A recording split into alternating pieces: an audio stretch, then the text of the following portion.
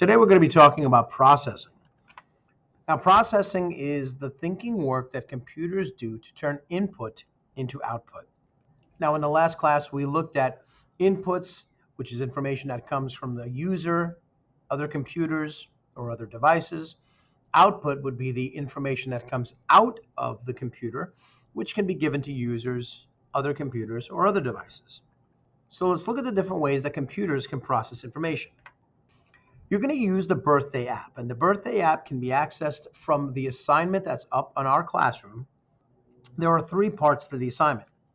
One is a Google Doc, an activity guide, which is editable. One is a Google Doc of processing types, which is viewable only.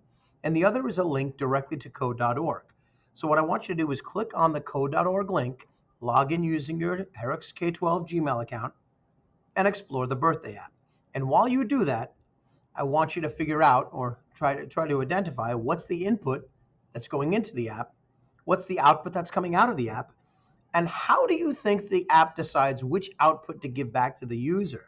What's happening here? So please pause this video for a moment and take a minute to explore the Choose Your Birthday app. Okay, so now that you've explored the birthday app, let's talk about the different types of processing. These four types of processing are the ones that we're going to be exploring. There may be other ones, but I want you to limit your choices to just these four. First of all, there's if-then, which means if something is true, then you do something else.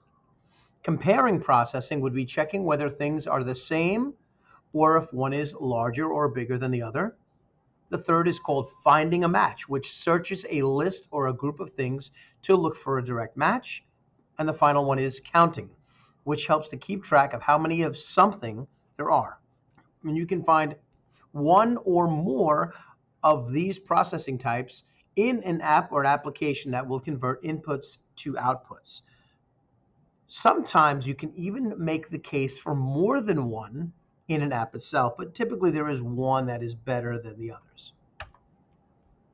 So looking at the birthday app, I hope you saw that what you do is you enter your birthday and it tells you whether or not your birthday is there, or if your birthday has passed or has yet to come. The best type of processing for this, the identification, would be the if-then, because if something is true, do something. Well, if your birthday is today, the app will then show you happy birthday. You can also make the case for comparing, because it does compare your birthday and today's date.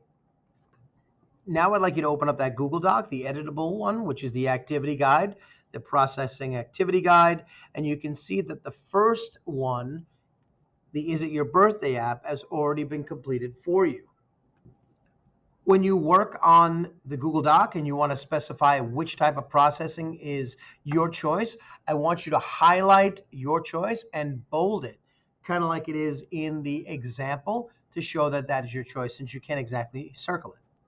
Now I want you to try the National Park Quiz app, and I want you to identify what types of processing are happening here. Now, just to let you know, the two types of processing that you can make a case for the National Park Quiz would be if-then processing, because if the answer is right, it'll show correct.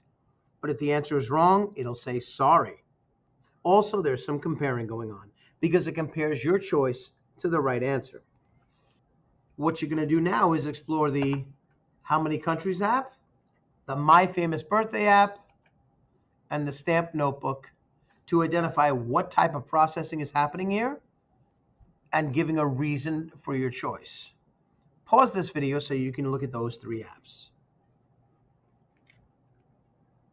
Now that you've analyzed those three apps, I want you to look at these next three apps. And I want you to identify on page 2 of your Google Doc two types of processing and justify your choice, how they change inputs to outputs for each. And there are fastest finger, guess the number, and where should I live. Pause this video and explore those three apps and fill out your choices on the Google Doc. Finally, I want you to think about another app idea, or maybe you want to use the app idea that you thought about in last class. Can you identify some inputs and outputs that you would need for your app to function, and think what type of processing you would like to use in your potential app and how your processing would actually help the input turn into an output. Once again, you're not tethered to this idea. However, we will be using all of our ideas in a later project. Thank you so much for watching, and please reach out with any questions you have via email or comments. Thank you.